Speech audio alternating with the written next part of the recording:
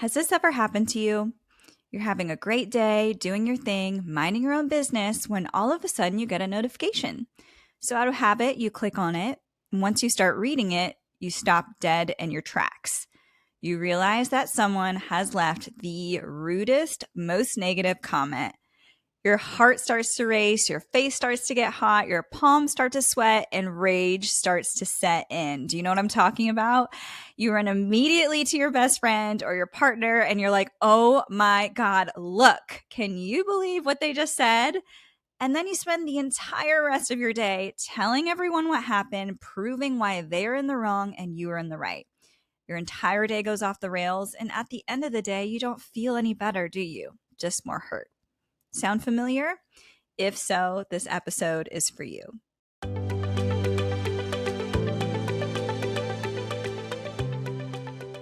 Today, we're going to be talking about how to handle haters, negativity, and criticism, because as much as we all would like to avoid it, the reality is it's going to be out there. There's nothing that we can do to avoid it, so we might as well learn how to handle it when it does come our way.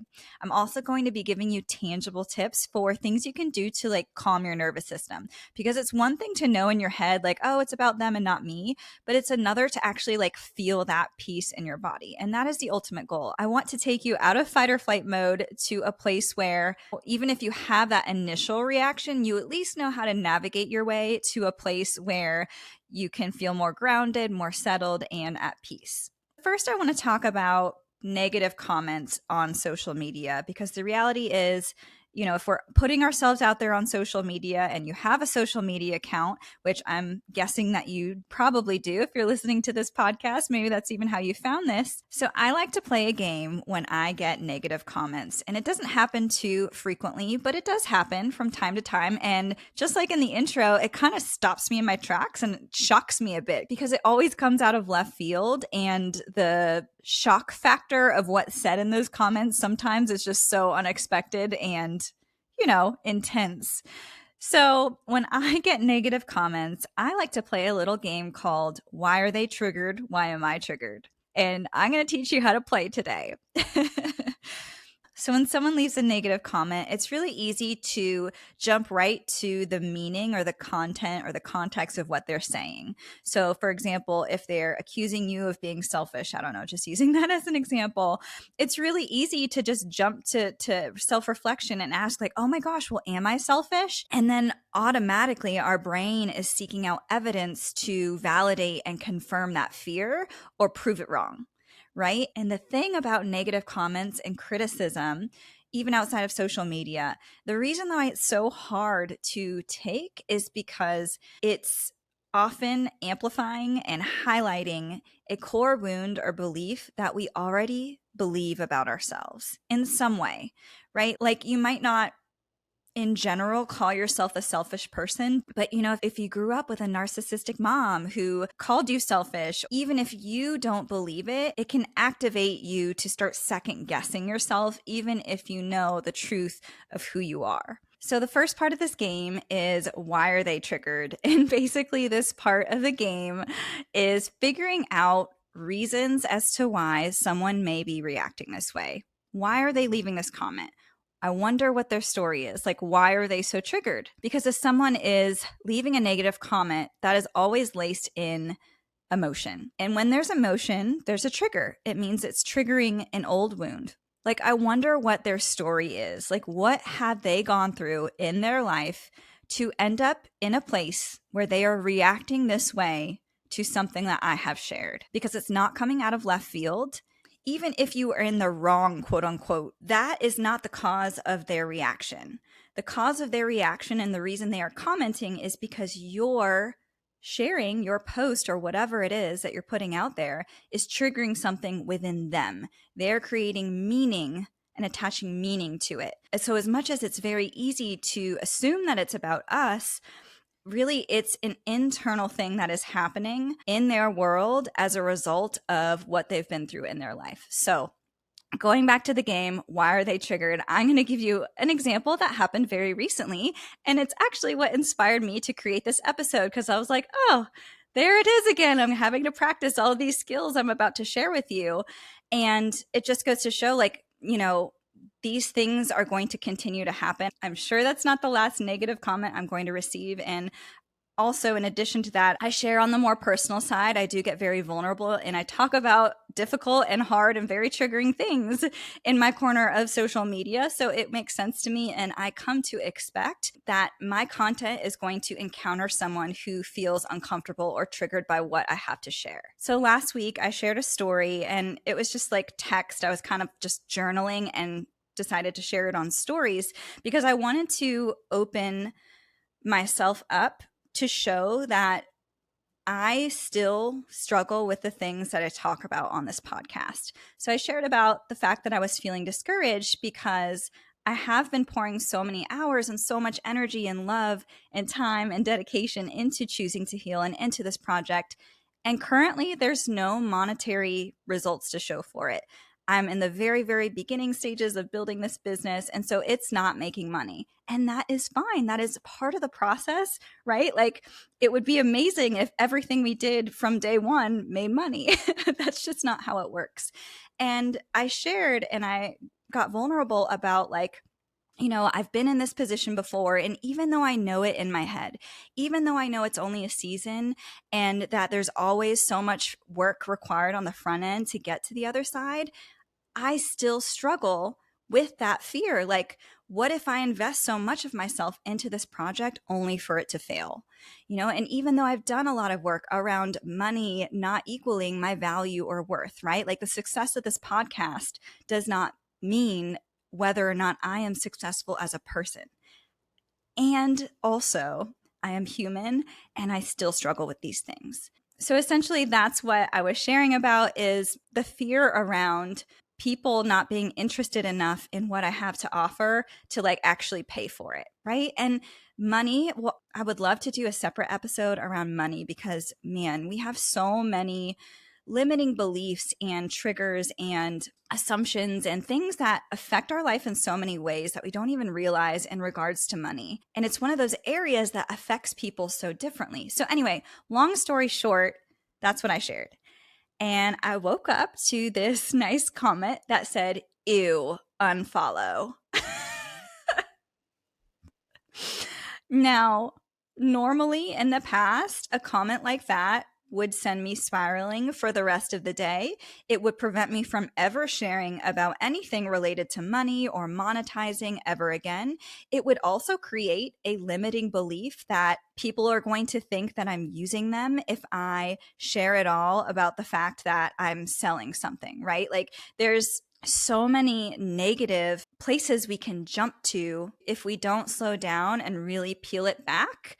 And that's why I'm sharing this process with you today, is to prevent that from happening, to be able to check yourself, to check in, evaluate what the truth is, where the lies are, where we're making up meaning, where we're making up stories, and be able to come back to that place of center, that place of groundedness and truth. So initially, my trigger reaction was, oh my gosh, I shouldn't have shared about that. Like, now people are going to think that I'm only doing choosing to heal for the money, right? Because that's what I'm assuming, which, again, I want to clarify and point out that it is an assumption. I will never truly know what caused her to comment on my social media. It could have been the fact that she thinks the font that I use is ugly and she wants only aesthetically pleasing feeds in her Instagram. So she said, "Ew, unfollow." So this is completely based off of my own construct and assumption and story that I am making up. And I think that's really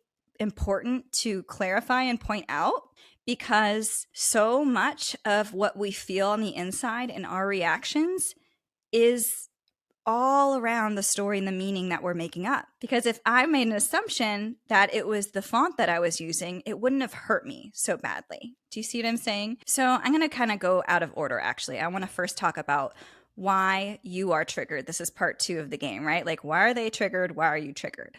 So when we are triggered, it is showing you and it is pointing to a wound that needs to be healed.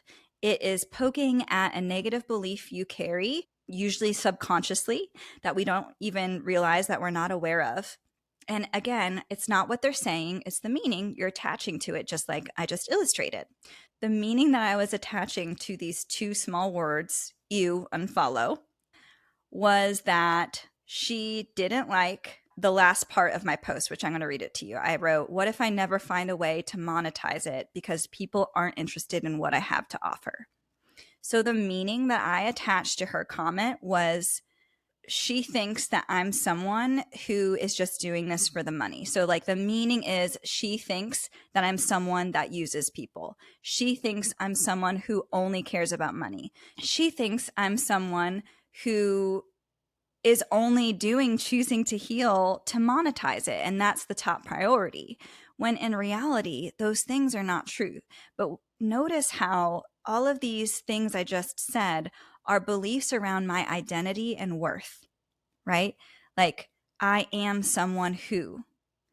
And so that is why inner healing is so important, because if we don't figure out and know our true identity, we are going to be rocked. Our world is going to be rocked every time someone says something that suggests that our identity is something else. So in the past, if I received a comment like this, the reason it would affect me so heavily and ruin my day and throw me into fight or flight mode is because my identity was hinging on the truth or false of the statement. And so I spent so much time trying to prove them wrong or to prove my innocence because my identity was attached in the meaning that I was giving this person, that I was giving those words. I only felt good about myself if it was reflected back in someone else's opinion of me. So, how do you stop letting negativity and negative comments and haters from affecting you? It is going to be work around healing your identity and where you are attaching it to. And don't worry, at the end of this episode coming up, I'm going to tell you exactly how to do that, like tangible tips for quote unquote doing the work. That is coming up. So, in addition to analyzing why I am triggered, I also think it's really important to ask myself why they are triggered. And now, I will never know for sure, but I like to come up with alternative reasons as to why someone could be behaving this way. And it's helpful for various reasons. So, for example, it's helpful because I'm able to see alternative reasons as to why this could be happening other than the negative meaning or belief that I am, insert whatever negative belief here, right? Like, if what they're saying is triggering a wound that is causing me to feel shame out of selfishness because she thinks that I only care about money, i.e., that means I'm selfish. If that's what it's triggering, I'm going to stay focused on that until I have alternate realities, alternate meanings. And in order to do that, I come up with other reasons as to why this could be happening. Why are they triggered? What is their story? What trauma have they gone through? What are some reasons other than the fact that I am selfish and only care about money that this could be happening? So, keeping with the example of the Mrs. You unfollow, I mean, okay, so let's dissect this. Let's make up some stories. She could have had multiple experiences where she actually has been used. Maybe people in her life have taken advantage of her and she has loaned out money out of the kindness of her heart only to regret it or not be respected, or it was never paid back or whatever.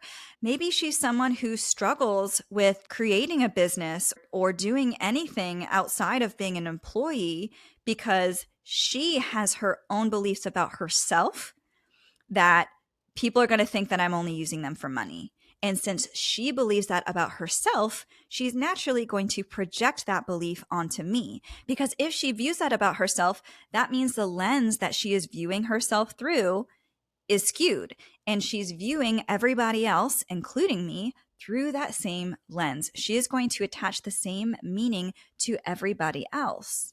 She also very well could be someone who does not find value in the content that I share. Maybe she's someone who doesn't find a lot of value in my content because it doesn't speak to her. Maybe she's not at a place in her journey or in her life where it hits home for her. She's maybe not in that season yet. She's not ready yet, whatever. And so, therefore, she is not going to see the value in what I am doing with choosing to heal. And so if she can't see, if she doesn't feel or believe that I am helping people, if she can't see how this is healing for me, it makes sense that she would jump right to the money part. She would jump right to, obviously, Monica must be doing this for the money, right? She is likely someone who doesn't know how to hold two truths to be true at the same time. And this is actually very common. I struggled with this in the past. I still struggle with it at times, is that black and white thinking, right? Where in reality, it can be the and both. So for example, you can help people and also want to make money to support yourself while doing it. And the way that she's viewing it is very black and white. Meaning, if I am making money, therefore it's selfish and it's not at all helping people, or this is the main goal. The money is the main goal. That's the whole reason. And so it completely eliminates and removes the other reasons or other parts of the equation from it. Very black and white. So again, it makes sense as to why she would respond with ew, unfollow if she's incapable of holding space for two things or multiple nuances at the same time. Also, she's not me. She's not in my brain. I try to do a decent job of being very articulate and thoughtful in my writing, but ultimately it's up to your own translation. So maybe that story didn't have enough context or detail. And so without that context, she's only going to laser in on that one part, right? It's like that whole thing. Like, I mean, really, anyone we follow on social media, we don't get this whole story. We are literally looking at a sliver of what they give us. So she was looking at a sliver that I decided to share that night without any of the context, any of the life history, any of the inner workings of their brain. And then we form meaning. Okay, so we've analyzed why we're triggered. We've analyzed why they may be triggered. What do we do with that information? How does that help get us out of fight or flight mode? How does that help us get back to a state of calm? How does that help us be able to not react as much when these things happen again? Well, I'm going to tell you exactly what to do with that, because it's one thing to know all this stuff in your head. Like, perfect example, I knew that the comment was about her and her lens, but it still caused an emotional reaction within me. So it just goes to show that knowing something in your head doesn't automatically translate into real life change or real life application. And that can be frustrating. I know that's been like one of the most frustrating parts to me about the healing journey, especially like healing from betrayal and being stuck in that victim place and stuck in that bitterness and resentment, is like knowing in my head why unforgiveness is hurting me and yet feeling powerless to do anything about it. Like, it's a very normal and common thing. And so I love tangible tips and workbooks or journal prompts that I can do that will actually move the needle towards real life change. So next time this happens, you get a negative comment, I want you to pause. It's very easy to have a knee-jerk reaction and just go off to the races and just start freaking out. If you start to do that, notice yourself doing that and remind yourself to pause. You don't have to analyze it. You don't have to figure out why you're triggered or why they may be triggered in the moment immediately. After you pause, take 3 deep breaths. Your heart will likely be racing still, but taking those deep breaths is a way to create that pause. It is a way to get yourself in a mindful place to where you're not in your body and you're not in your emotions, and you are in your self-awareness. You are aware, because if you're aware of your breath, you can then start to be aware of your thoughts. You can then start to be aware of the meaning that you are attaching to things. So once your heart rate normalizes a bit, I would, before you go to someone else, before you call your bestie and vent all of this to her, I recommend breaking out your journal and doing the following exercise. These are 8 questions to ask yourself when you are triggered, not even just by a negative comment or by a troll. It can also be when you are angry or if you're emotionally heightened by literally anything. If you feel your heart rate rising, if you feel a very strong emotional reaction happening, you can use these 8 questions to help you. So, number 1, what happened? Just write down what happened. Girl said you unfollow. Number 2, how did that make you feel? Because it's one thing to like feel it, but can you actually name the emotion? Is it bringing up shame? Is it bringing up anger? Is it bringing up guilt? And something that is really helpful is using a feelings wheel. And I have these in all of my downloadable journal prompts. I'm going to talk about that in a moment. But that way you don't have to like come up with it. You can look at the feelings wheel and just pick out a feeling, because it's really hard to access like your thinking brain when you're super emotionally flooded. So write down how it made you feel specifically. Number 3 is to ask yourself why you were feeling that emotion. Why are you angry? You'll find yourself answering this question by saying something like, well, because she left a negative comment. I'm angry because she criticized me. I'm angry because she thinks I'm someone that I'm not. I'm angry because she doesn't see my true intentions. So question number 4, what would that mean about you? So going back to my own example, what would that mean about me? What kind of person would cause someone to elicit a reaction of you unfollow? It means that I'm selfish. It means I only care about money. It means all of those identity relating beliefs that I shared with you earlier. So like what kind of person would be treated that way, right? Like if you're angry because someone cuts you off on the road, it's one thing to say you're angry because they cut you off. That's actually not why you're angry. You're angry because if someone is cutting you off, it means you're someone who is not worthy of respect. It means that you're someone who is not considered. And that is triggering a core unhealed wound where you don't feel considered in other areas of your life. That's why you're actually angry. It has nothing to do with them actually cutting you off, just like it has nothing to do with the negative comments on social media. And that leads me into question number 5, which is, do you believe that about yourself? Do you believe you are someone who only cares about themselves? Do you believe that you are never considered? And here's where it gets real deep. Can you see that? See where all of these dots are being connected? Question number 6 is, have you ever felt this way in the past? Most likely you have. Really sit and think about it and then describe a time that you have felt this way before. So maybe it's in your relationship. You feel like you're the one who does all of the work or picks up the slack around the house and you don't feel considered. It makes so much sense that other things would trigger that core wound or that belief that you are adopting and developing as a result of other things that are happening in other areas of your life. Number 7 is to ask yourself, what are alternative reasons apart from the worst case? So the worst case being that it's about you, that it's about the fact that you're a horrible person, that you are not considered, no one cares about you, that you're selfish, all those things. What are other reasons this could be happening? That's why I do the why are they triggered game with myself, is for this part of the exercise so I can come up with all of these alternative reasons. And then the last question to ask yourself is, what is the truth? Are you really that negative belief? Or is it a story you're making up? What is the truth? The truth is, I know my why and my purpose behind creating Choosing to Heal. I know my true intentions.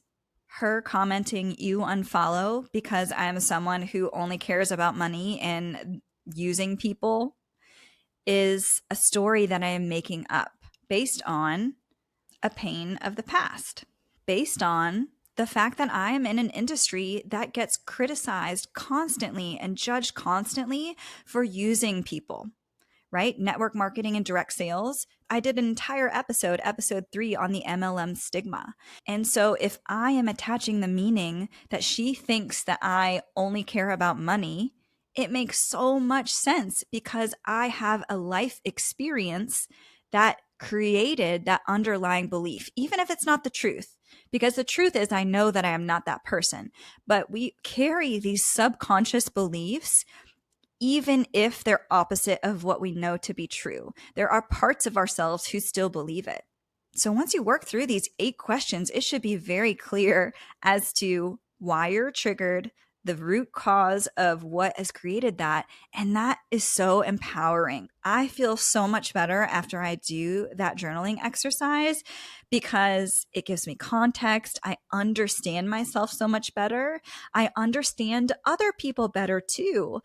I feel like I have more empathy for people like her and for the people who are going to continue to leave negative comments, who are going to continue to criticize or be offended or whatever it may be.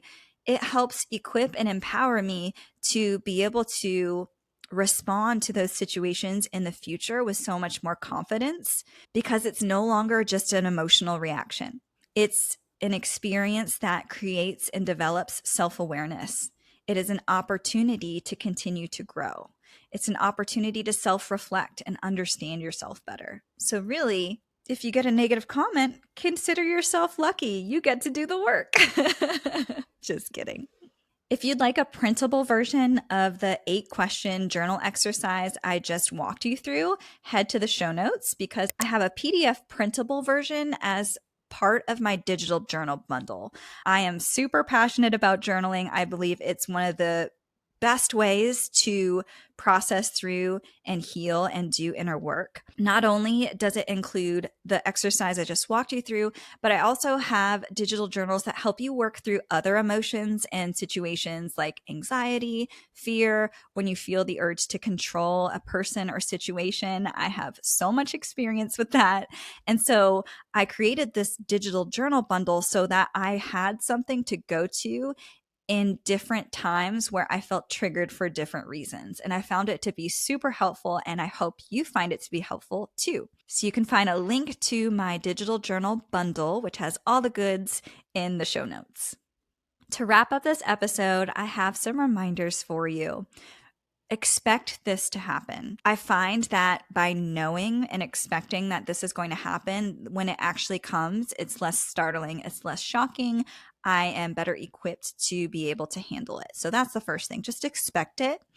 And then 2, remember it's not your job to be everything to everyone. It's not my job to change or heal Miss You Unfollow to where she understands me and my perspective. Like, that's not possible. And it's not my job. You can't be everything to everyone. I recently heard this in a keynote speech by one of my favorite people to follow, Roddy Devlukia. I think it's Devlukia Shetty. She said, if they don't pay your bills and you wouldn't go to them for advice, they don't get to judge or evaluate who you are. Don't leave your identity and the meaning of who you are in someone else's hands. People are going to project their insecurities, their beliefs, and their unhealed wounds onto you. It has nothing to do with you, and it has everything to do with them. Everything to do with their experience. Just like your reaction and your trigger and your reaction to what they say has nothing to do with them. It has everything to do with you and your inner world and your meaning.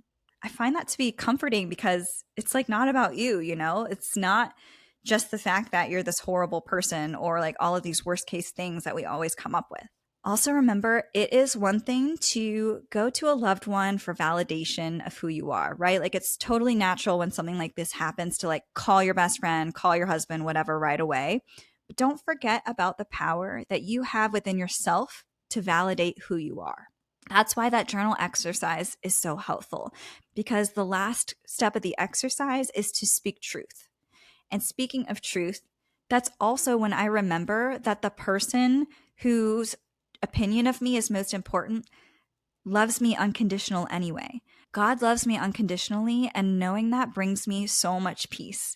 It brings that perspective back to like, oh my gosh, This person on the internet literally does not matter in the grand scheme of things. Absolutely does not matter at all in the context of life. And once I rest in that truth, the urge to seek the approval of those who don't matter, it starts to fade away. And lastly, remember, you're not going to be able to please everyone. And that's okay because you're not meant to. Anytime you are receiving negativity or criticism or anything that kind of throws you off, try to focus and center back on your why. I know my why for choosing to heal. And even if it helps one person, and that one person is me, even if there's 99 other people who think what I'm doing is a crock of poo-poo, that is okay, because as long as I am fulfilling my purpose and I know my intention and I'm achieving that, it doesn't matter. Just like other people's opinion of you doesn't matter either.